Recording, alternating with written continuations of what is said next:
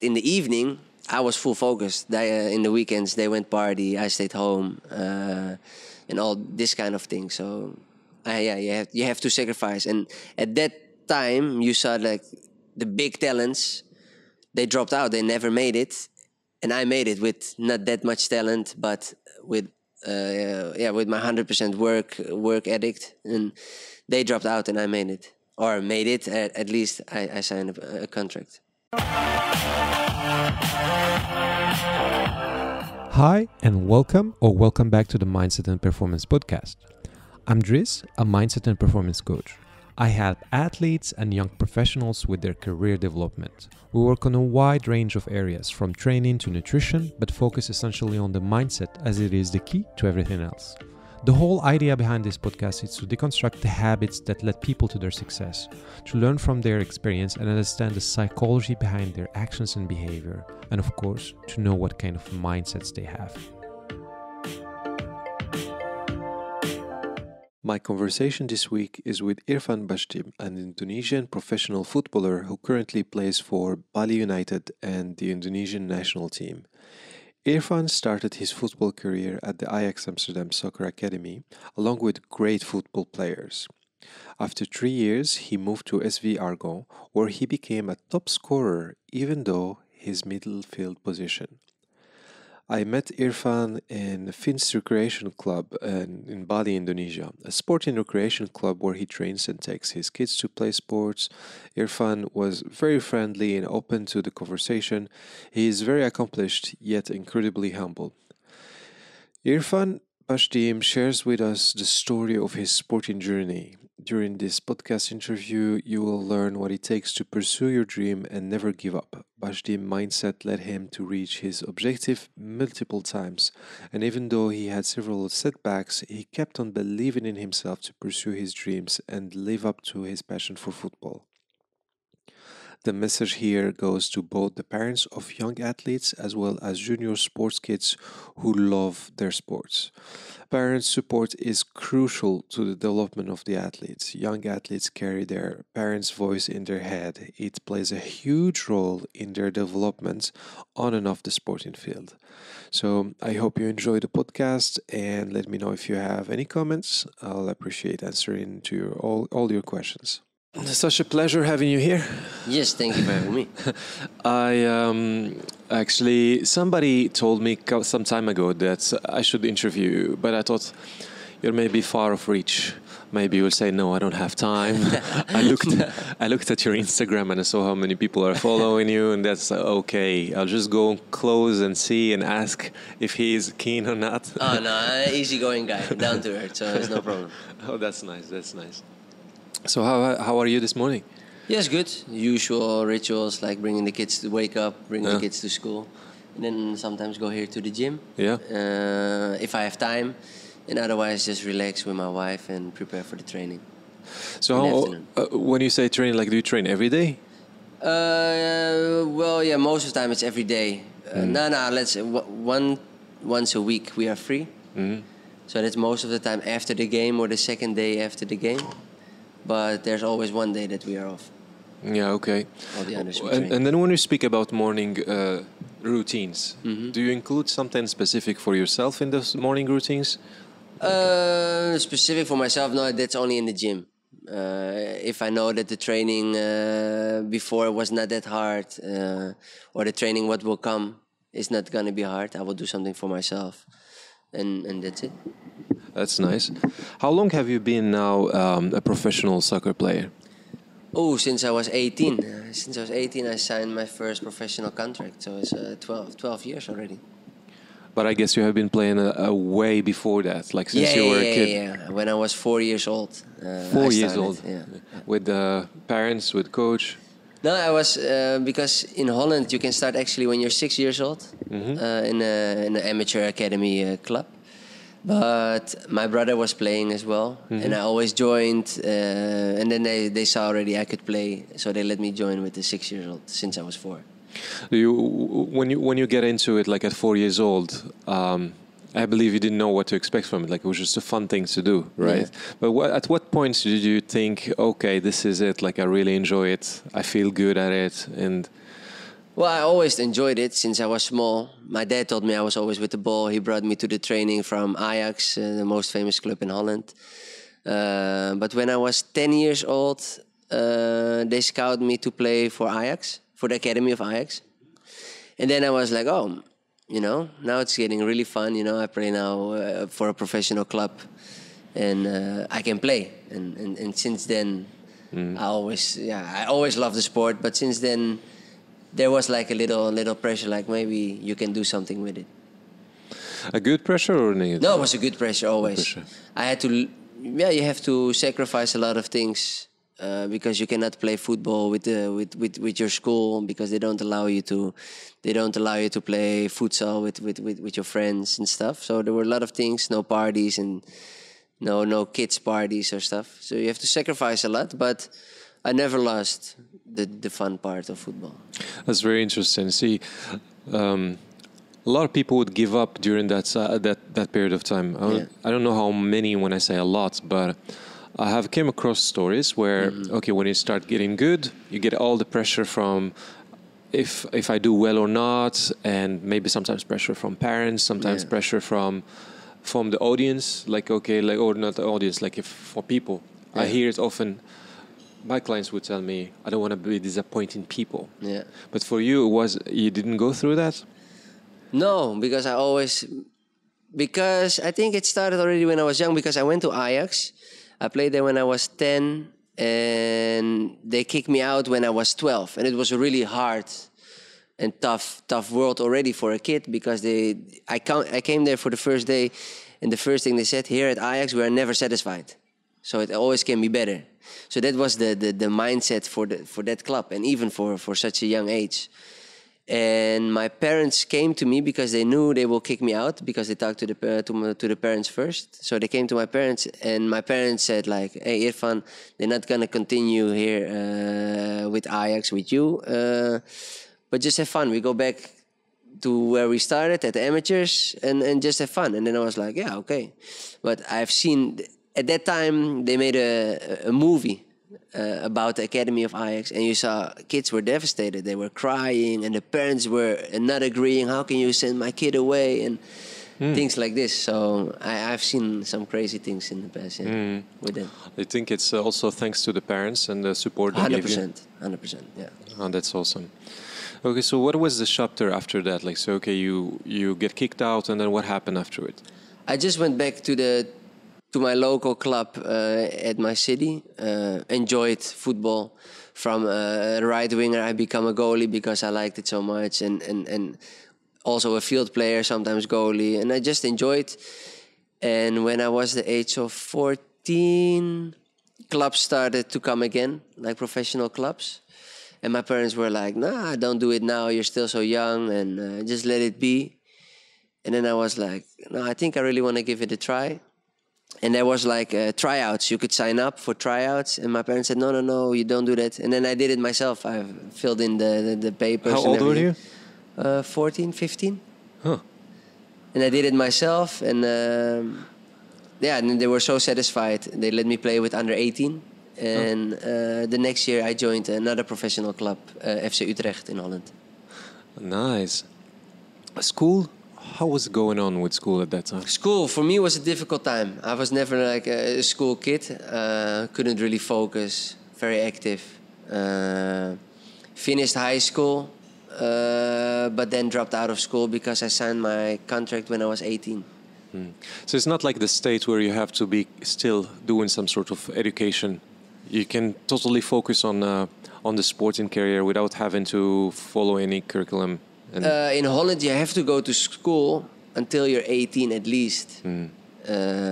What you do after, it's up to you. I, to be honest, dropped out of school when I was 17. And I told my parents, just let me focus 1 year, because I knew I was almost there to sign a contract. So I said to them, please let me focus for 1 year only on football and football and football. If I don't make it, I will quit football. And I will go only to school and will never ask anything about football again. And they agreed. So 1 year, actually illegally, I didn't go to school. But I focused. I did my things, training for myself, and signed the contract when I was 18. Nice. So I guess you were very proud of Oh yeah, what yeah. you had. Like, must Yeah. have been stoked. Yeah. What did it take you to? You said like you had to work a lot on it. Like, what was different than what you did before?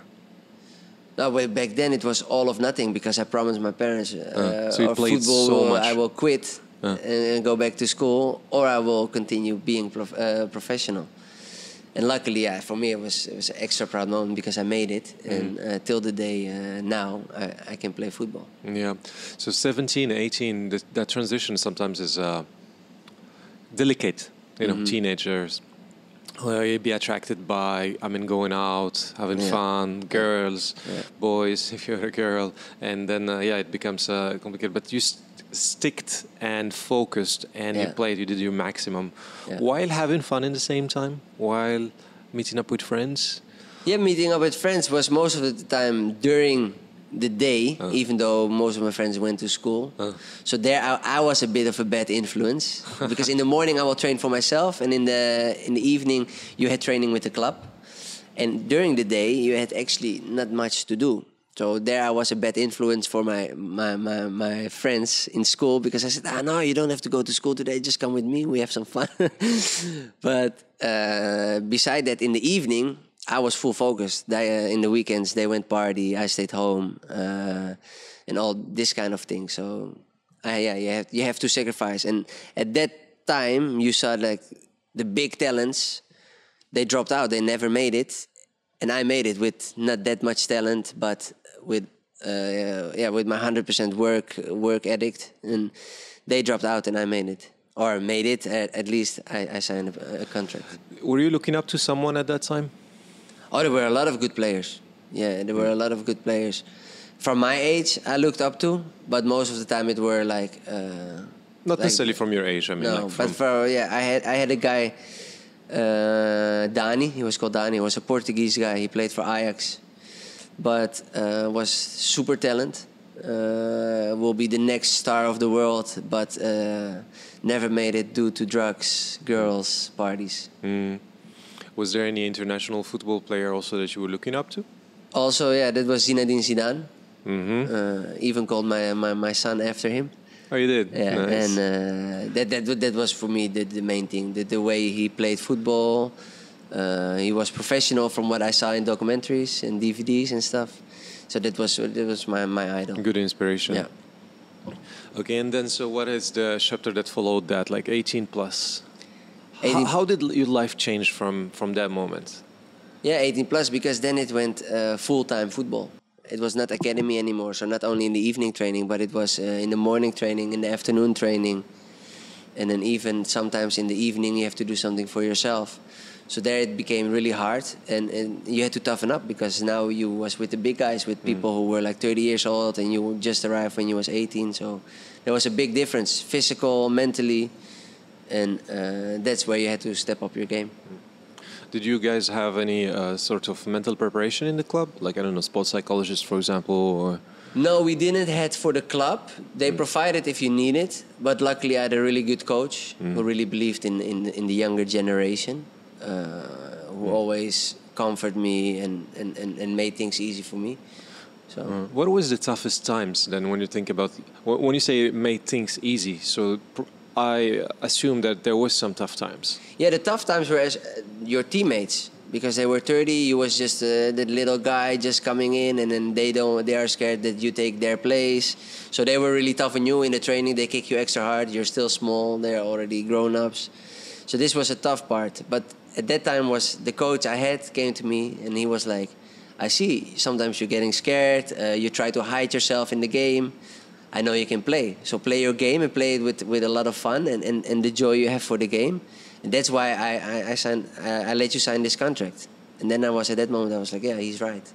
And then you play just free. You're like, yeah, I can do whatever I want. He believes in me, and that's where everything went. Did the relationship end up going better with the teammates? Did you prove yourself? Did you have to prove yourself? You had to prove yourself, from carrying the balls and carrying the cones and the goals and all this kind of things. And once they see that you can play, they accept you and they will help you. But in the beginning was not like Yeah, that. they bully you a little bit and push you down a little bit. Interesting. I would have never thought of it like that. I don't know. I never thought about that aspect of team play. I would have thought like, that everyone would be welcome, coming in, let's play together.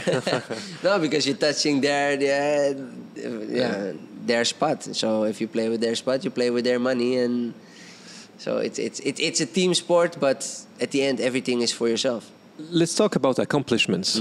Accomplishments. It was how long did that period last? That period where you were playing in the Netherlands and enjoying the game, going through the ups and downs.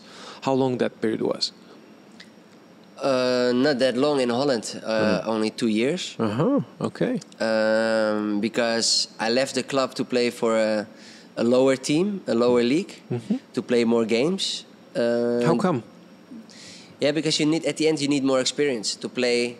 At the club, I played and I trained a lot. I learned a lot, but at the end, you need really the games to play more often and the full games. And that's why I went to a lower club in a lower, one league lower, to play all my games.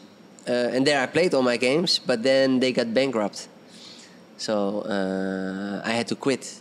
And then it was like, okay, what to do now? I can play for less money at that league, or what you're gonna do is at the amateurs. It's a funny story, but in the amateurs you can make more money, or not. Let's say the same money, but you train only 3 times a week. You can go to school or you can go working. And then I was like, what to do? And then I decided at that time to go back to school and play for amateurs and get a little bit of money. And then out of the blue, a lot of luck happened, and I arrived in Indonesia. Was that long ago? Okay, I thought actually you came here not so long ago. I thought it was just recent. Oh, no. I came here in 2010 for the first time. 2010. Okay, I see. Yeah. But let's go back a little bit, and I would like to pull on this because it seems like you had a lot of ups, but also some downs. Yeah. How did you go through those downs? That's I think can be very interesting for the people that are listening, because they as good as I know, there's a lot of downs there. Yeah. But like not everyone go through them. Yeah. No, I was at that down point. It was working, and then I had to give free samples of Coca-Cola or Fanta at train stations, like these things I did, and I was like feeling like giving up, but I had too much joy in football. So I've always trained hard, even for an amateur. They were always like, why is this guy training so hard? Because I've always believed that there might be something on my path, and if I'm not ready for that, I could fail. So I've trained always hard for myself, even though... How was the self-talk back then? What did you say to yourself? Yeah, it was not... Yeah, I just had that feeling. There's gonna come that one chance, and once that chance comes, I have to grab it. And that's why I always train so hard. So it was not much self-talk, but it was more like belief that I will get another chance. And that came at the end. So. And then so that's where Indonesia happened? Yeah, that's where Indonesia happened, yeah. Okay, tell me about that. Yeah, that's actually a funny story, because I got a message on Facebook from people here in Indonesia. Did you visit Indonesia before, I believe? Just for holidays. Just for holidays. But the people in Indonesia knew that the Indonesian player was playing in Holland professional. So at that time, people on Facebook invited me to play a charity game. And I was like, no, this might be something, a scam, or they try to trick me or what else. But then they sent that message also to my dad. And they said like, okay, we buy you a ticket to Indonesia. And my dad was, then I have free tickets back to my family. So he answered them. We got invited. And then I came to Indonesia to play this charity game. This charity game I played very well, scored 2 goals. And then there was a coach from an Indonesian team in the stands. And he came straight away to the hotel and he said, Irfan, I really would like you to play here in Indonesia. And you could do so much more here in Indonesia if you play how you play this last game.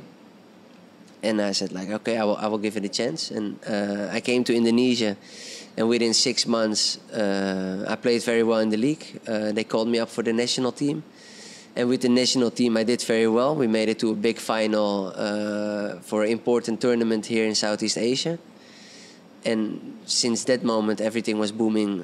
Got a lot of attention, a lot of clubs coming. Did you had a lot to give up when doing that transfer from Netherlands to here? Had a partner, had maybe friends, house, memories? Yeah, it was a tough time because I didn't came for a lot of money. And I had to stay in a guest house, to shower with only cold water. I had to share the shower with other people who were living in this guest house. So it was a tough time, from going to Holland with all the luxuries you have, going to a place where you have only a room, all alone by yourself, no family, no nothing, no friends around, and shower with a cold shower every morning, cockroaches on the floor. You know how Indonesia can be. And yeah, that was the tough times. And after that, I was successful. I could rent my own house. I got a car from the club, a better contract, and since that moment, everything went really well. Been different, yeah. Now, you met your wife in Indonesia? Yeah, I met my wife in Indonesia during this match, the charity game. Nice. So now it has been like almost 9 years since 2010. 9 years, yeah.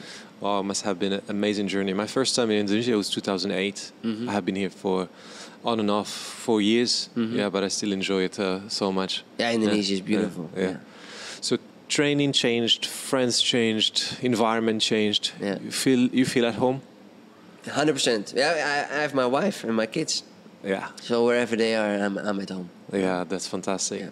So how is your level of satisfaction today from your career, football career? You are 29 now, right? Yeah, and I'm 30. 30, yeah. Yeah. Yeah, I'm really satisfied. If you could put a number on it, like if you put 1 to 10, 10 being super satisfied, 1 not being satisfied at all, it's like more from a personal perspective. Now, if it's about life, I will say it's a 10 about life. A 10. Football, it always could have been better. Yeah. I mean, I would love to play in Europe or in other high league. So football always could be better. So like I said in the beginning, when I started to play football, they told me never be satisfied. We are never satisfied. So I always carried it with me. So for football and sport, I'm never satisfied. But with my life I have, it would be 11. How do you know that when you did a good job? Like, okay, you're saying like not super satisfied now, like you're never gonna be satisfied. Not about life, about like career sports. Is it like, do you measure it by the amount of goals you make? Do you measure it by the amount of money you make? Or do you just measure it by some sort of internal satisfaction when you feel good? How do you measure that satisfaction? It depends where you are. Like you're in the Indonesian league. If you do well in the Indonesian league, you get you get rewarded by going to the national team because I'm Indonesian. So when I went to the national team, that was for me like, okay, I'm doing good. And at the end, to be honest, it's the total package. What you can say, am I satisfied? Yes or no? Am I doing good? Is your contract good? It means the club believes in you because you're doing good. Are you playing games? Yes. So you're doing good. You're playing the games and scoring goals. You're doing really good. So all these things together, you can measure like if you do well or not. I see. And then, so you think you are goal-oriented, or more like objective-oriented, or process-oriented? No, I think more goal-oriented. I always have a goal for myself, for the team as well, like what you want to reach as a team and what you want to reach for yourself. So that's what I always had. Yeah, always focusing on that. Okay, and then so what is it that you think you can be doing differently, or somehow what is the areas where you think you need to improve from a personal level but also professional level if you want to take your satisfaction level to the next level? Professional. I always just want to be better. I want to score more goals. I want to do good for the team. I want to bring the team to a championship. so I can move to. My goal is to move to another league, to a higher level, because that's what you want as an athlete. And in life, I think I just want to be there for my kids, and as long as I see a smile on my kids' faces and I can provide for them, I think for a life, I'm doing really well. So, what is the next objective here?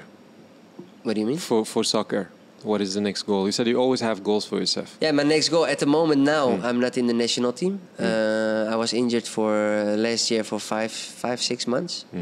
So I have to show again in this league that I'm able to play for the national team, and that's my first goal for now. Okay, so looking back now on all this year of experience, what would you say the mental skills that you had to carry along the way to get to where you are at today? Like you mentioned a couple of times, focus, being focused, right? Like, so that could be a mental skill. Yeah. What else do you think you carried with you during that time, or? Yeah, just never giving up. Believing in myself. I think that is my. Is that optimism? Yeah. Some people call it arrogance, but I don't think it's not arrogance. No, a big part of my work is to help people change their the way they speak to themselves when they, or the internal dialogue when they say, it's not possible, it's too difficult, it's too hard, to change it to something positive, right? So you had it naturally somehow. I strongly believe we pick this kind of things from people that are around us when we are teenager, childhood. I believe for you, I think parents were quite positive. 100%, especially my dad. Is he Indonesian origin? Yeah, Indonesian. Okay. Yeah. Is there any words you keep in mind from what he says still or used to say? Well, he always said everything gonna be all right. Fantastic. No matter what happened, everything gonna be all right. That's the best one. So that's what he said. Yeah. So, how are you going to transfer this to your kids? It comes. I think a bit, just in these little things. I see it in my daughter.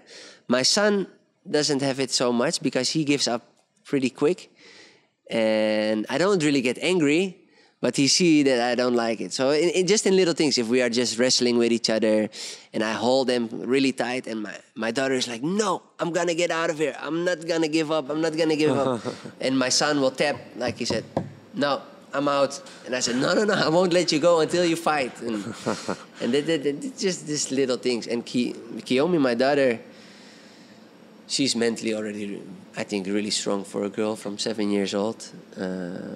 Always doing her best. If I come here to school and they have like a sports event, a swimming event, that's really a fighter.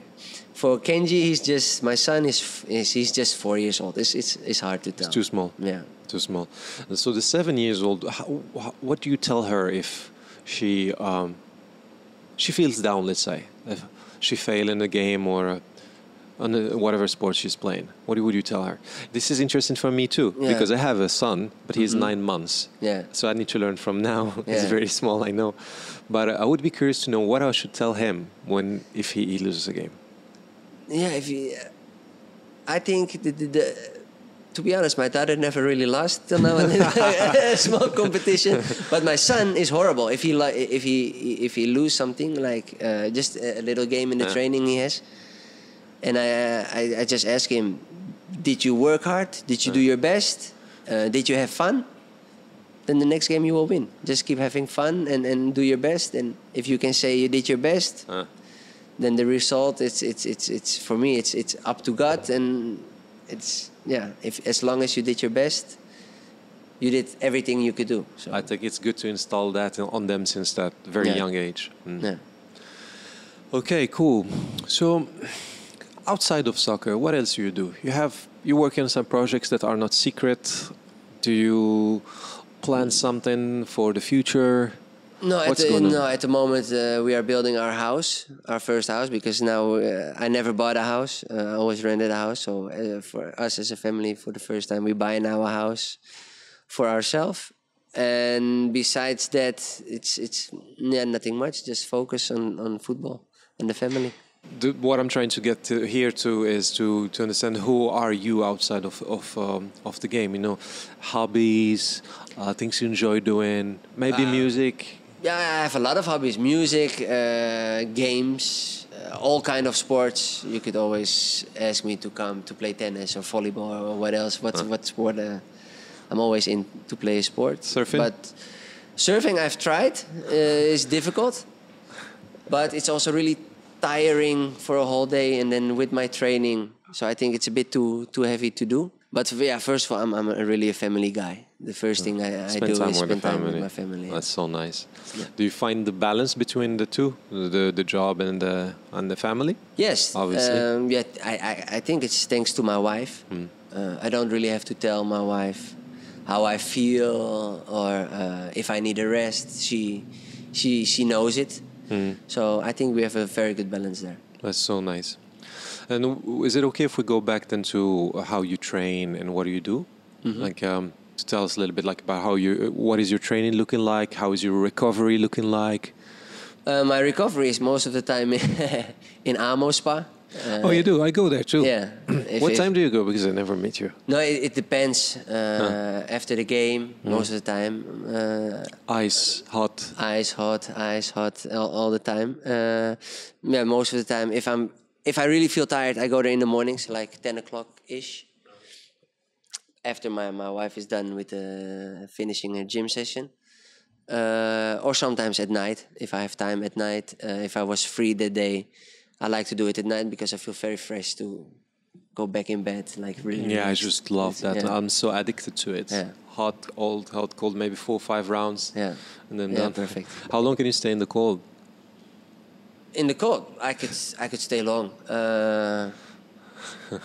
For me, it's easy. I really like it. Yeah, it has a lot of benefits. Yeah. That's for recovery. What about training? So training, I believe you train.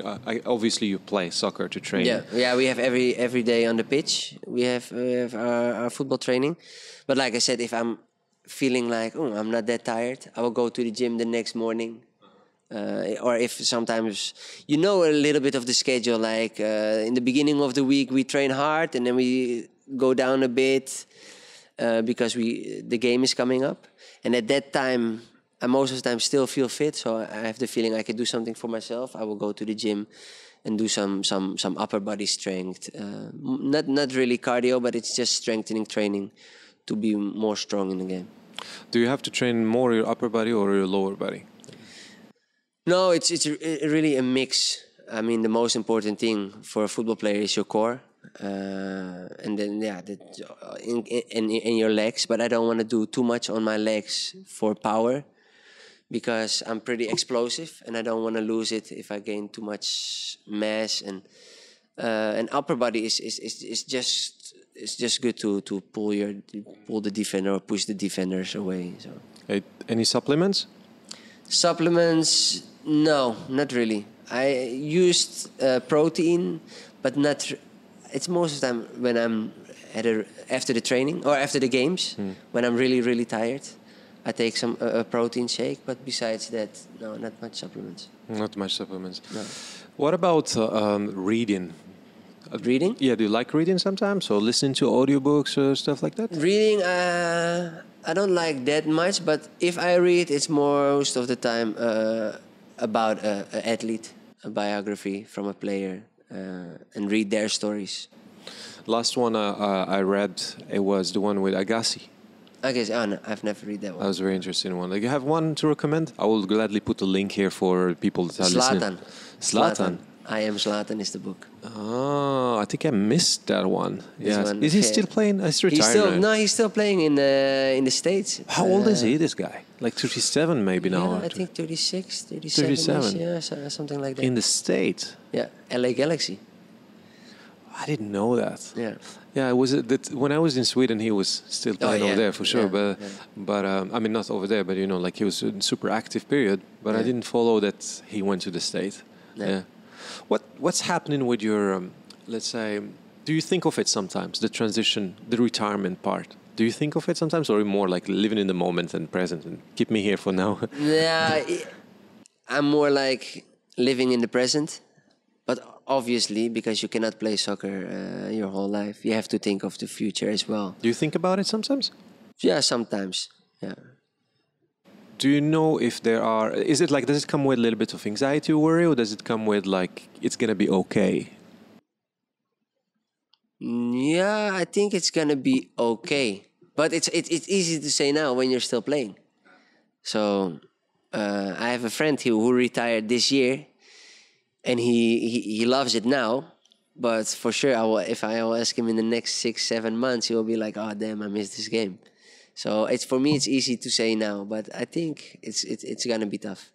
I'm sure there are things you can transfer from that period to the next period, next chapter. Mm-hmm. But I mean here is everything that you have learned all this time to be able to give them to somebody else, or employ them in some sort of job, or some sort of I don't know, maybe you'll become a coach. Who knows? Yeah, it's possible. It's all possible. Okay, cool. Where do people can find you now? That I'm going to be sharing this with them. Which links can I put? Like, should I put your Instagram? Yeah, sure. Can. Definitely. Okay. How do I pronounce your last name? Because I'm not sure I pronounce it well. Bachdim. Bachdim with Yes. ach. Yeah, with Ah, okay. Does it mean anything? Not that I know, to be honest. Not that I know. And Irfan, does it mean? Does it come from marifa? Marifa, like knowledge? Yes. Is that's Irfan is knowledge. Yeah. Yes. That's excellent. Yeah. Well, thank you very much for this. Like, it was really a good pleasure having you here in this podcast, and I'm sure a lot of my and your audience will learn a lot from your experience. I hope so. Yeah. I think the most critical, important points in this conversation are about your mindset. What you carried through that whole time is that optimism that it's going to be okay. Yeah. Because it wasn't easy from the beginning. Like you told me, at 12 years old, you were kicked out from that, but you kept on going anyway. So the mindset is basically a bunch of principles that you live by and what you tell yourself. Yeah. So I'm sure a lot of our audience will benefit from that lesson. So too. Yeah. And your kids, obviously. Yes, most importantly, my kids. Excellent. Well, thank you so much for this. Yes, thank you.